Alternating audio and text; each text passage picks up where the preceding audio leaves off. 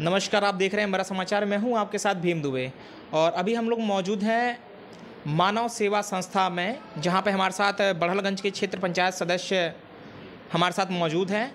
और ये हाल ही कुछ दिन पहले शिरडी की यात्रा में गए थे और इनसे सर से पूछेंगे कि इनकी यात्रा का अनुभव क्या रहा, कहाँ से क्या यात्रा की शुरुआत हुई, इनसे हम जानते हैं। सर, अपने बारे में अपना नाम बताएं और पूरे अपने बारे में कुछ ब्यौरा बताएं। नमस्कार, मैं आलोक कुमार गुप्ता, वार्ड नंबर 46 गोरखपुर का जिला पंचायत सदस्य हूँ और मानव शिक्षा सेवा संस्थान का प्रबंधक हूँ। जी सर, जैसे कि आप कुछ दिन पहले शिरडी की यात्रा में गए थे और काफ़ी अच्छा रहा और उस विषय पे, जैसे यात्रा कहाँ से प्रारंभ हुई और कहाँ कहाँ आपका दर्शन के लिए आप कहाँ कहाँ गए, उसके विषय में कुछ बताइए हमें। हम सभी लोग, पूरी टीम जो है मानव सेवा संस्थान की पूरी टीम, लगभग 80-90 लोगों की संख्या में हम लोग यहाँ से शिरडी साईं धाम की यात्रा के लिए निकले थे। लेकिन इस बीच बहुत सारे ऐसे स्थान थे देवी देवताओं के, जहाँ पे हम सभी पूरी टीम के लोगों ने दर्शन किया और मन्नतें मांगी। जैसे कि हम शुरुआत करेंगे विंध्यवासिनी माता के दरबार में हम लोग गए थे। उसके बाद सर, ये भी बताते जाइए कि विंध्यवासिनी स्थान कहाँ पे है, किस स्टेट में है, जरा उसके बारे में भी बता दें। ये विंध्याचल बोला जाता है, तो विंध्याचल के नाम से प्रसिद्ध है विंध्यवासिनी माता। और उसके बाद अष्टभुजी माँ, जय माँ शारदा, उसके बाद साईं बाबा का भी दर्शन, चूँकि वो प्रमुख रहे हैं हमारे लिए, चूँकि उनका मंदिर भी हमने बनवाया है, तो हर साल हम जाते हैं। इस पिछले साल नहीं जा पाए थे तबीयत ख़राब हो जाने के नाते, तो इस बार साईं बाबा का दर्शन करने के बाद फिर त्र्यंबकेश्वर मंदिर हम लोग गए थे, पंचवटी गए थे, ओमकालेश्वर, फिर महाकालेश्वर और भैरवनाथ, नीम करौनी, नैनीताल, नैना देवी का दर्शन करने के बाद कैची धाम में भी हम लोग गए थे। तो तमाम देवी देवताओं का आशीर्वाद हम लोगों ने प्राप्त किया। उसके बाद फिर हम लोग 30 तारीख के डेट में हम लोग घर वापस आए।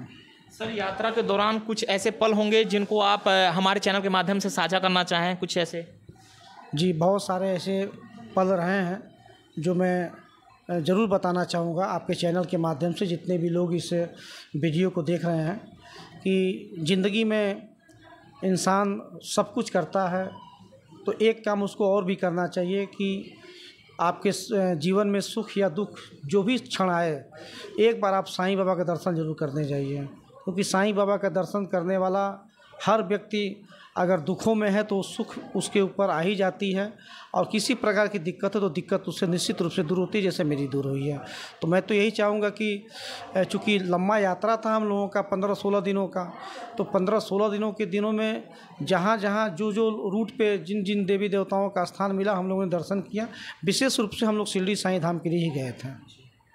सर, आपने अभी एक बताया कि आप एक नए मंदिर का निर्माण करा रहे हैं, उसके विषय में आप क्या कहना चाहेंगे?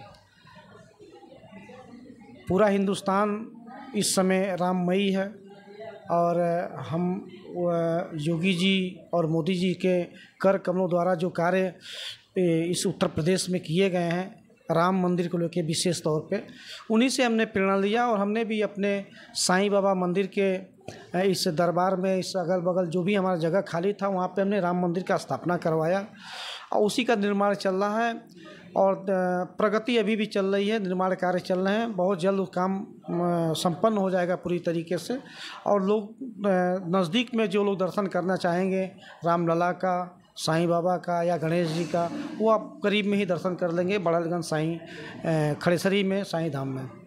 सर, हमारे चैनल के माध्यम से आप अपने क्षेत्र की जनता को क्या संदेश देना चाहते हैं या क्या क्या क्या बताना चाहते हैं? आपके चैनल के माध्यम से क्षेत्र की जनता को तो यही संदेश देना चाहते हैं कि इस समय विशेष तौर से हमारे क्षेत्र की अगर बात किया जाए, वार्ड नंबर 46 के लोगों की, तो चोरों का आतंक इस समय काफ़ी बड़े संख्या में इस समय हो चुका है। लोग भयभीत हैं, लोग डरे हुए हैं, लोग चिंता के मारे, डर के मारे सो नहीं पा रहे हैं। तो मैं तो यही कहूँगा कि जागरूक बने और थोड़ी कम सोएं, अपने और अपने परिवार का रक्षा और सुरक्षा करें, स्वयं करें। क्योंकि अभी तक जो स्थिति देखने को और समझने को आई है, उसमें प्रशासन पूरी तरीके से फैल रही है।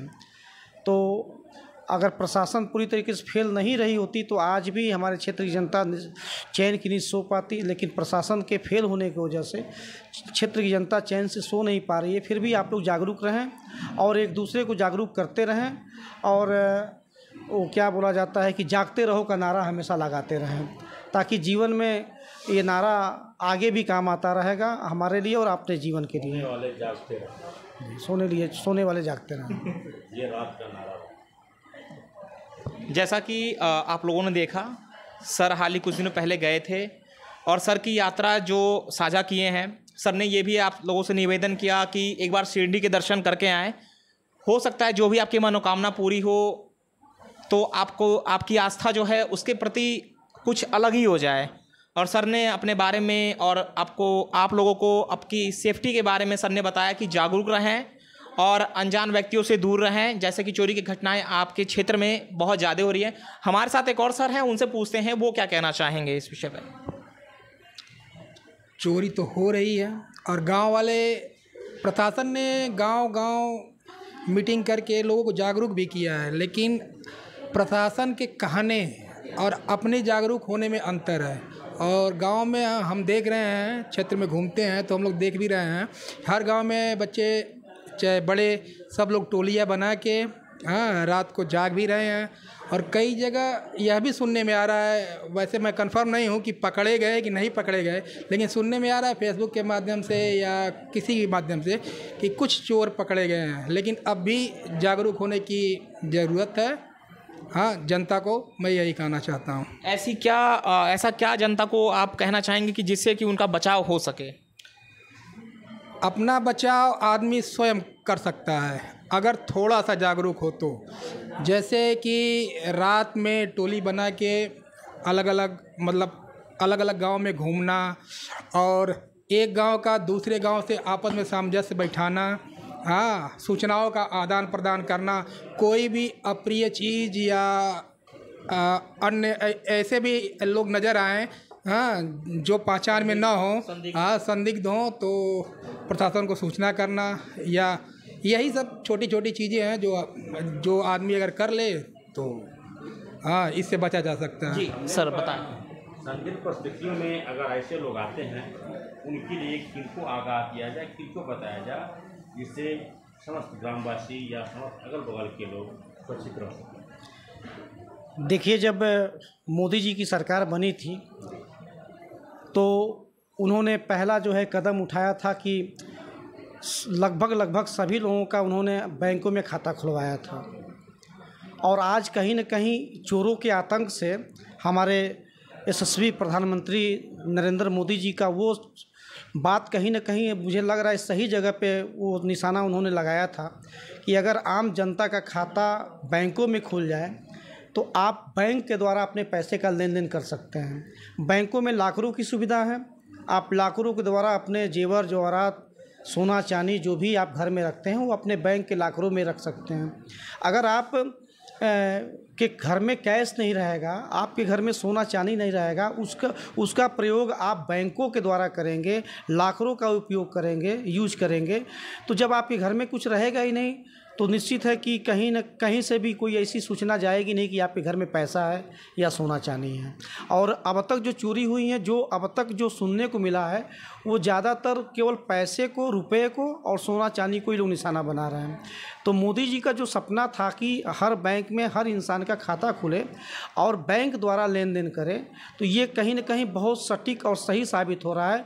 अब भी जनता को जागरूक हो जाएं, क्योंकि जो मोदी जी ने कहा तो वो निश्चित रूप से सामने आ रहा है। अगर आप बैंक द्वारा कोई काम करेंगे, सोना चांदी आपके बैंक के लॉकरों में रहेंगे, तो आपके घर में डकैती नहीं पड़ेगी, चोरी नहीं होगा, और हम लोग निश्चिंत होकर सो सकेंगे कि जब मेरे घर में कुछ है ही नहीं तो चोर लेके क्या जाएगा। जी, ऐसे स्थिति में यहाँ का यह देखा जा रहा है कि पुलिस प्रशासन कहीं न कहीं अपने कार्यकाल में कहीं विफल दिखाई दे रहा है, जबकि यह कहा जाता है जब हम लोग या सीओ से वक्तव्य करते हैं, सीओ से यह कहा जाता है जो ग्रामीण अंचल में प्रवेश करते हैं, गांव से बाहर निकाल लिए हैं मकान, तो वहां के विशेष करके बाहर ही यह घटना घटित हो रहा है। जबकि यह शासन का तमाम निर्देश था कि तमाम सीसी कैमरे फुटेज लगे हैं, क्या उस पर इन चोरों को या इस तरह की घटना में वो सीसीटीवी कैमरे कहीं मदद कर रहे हैं पुलिस की या नहीं? जिनके घर में कैमरे लगे हैं, जिनके द्वार पे कैमरे लगे हैं, तो कैमरों का भी अभी तक जो सूचना मिला वो यही मिल रहा है कि कैमरे में भी कुछ दिखाई नहीं दे रहा है। तो ये कुछ अजीबोगरीब तरीके की घटनाएं हो रही हैं। लेकिन इन सारी घटनाओं को रोकने के लिए मैं कहूँगा कि मोदी जी का जो सपना था कि हर इंसान जो है बैंक का यूज करे, खाता खोले, तो आज कहीं ना कहीं वो सही है। अभी भी मैं कहूँगा कि बैंकों में पैसा रखें, लाखों में अपने जेवर जेवरात रखें, और जब आप सब कुछ सुरक्षित रहेगा तो चोरी होगी नहीं। जैसा कि सर ने बताया कि जागरूक तो होना एक अलग बात है, लेकिन आप घर में जेवरात या नगद कम रूप में रखेंगे तो बाहर में सूचना ये जाएगी नहीं, जिससे आप कहीं ना कहीं इससे सुरक्षित रह सकते हैं। अमरा समाचार के साथ भीम दुबे, नमस्कार।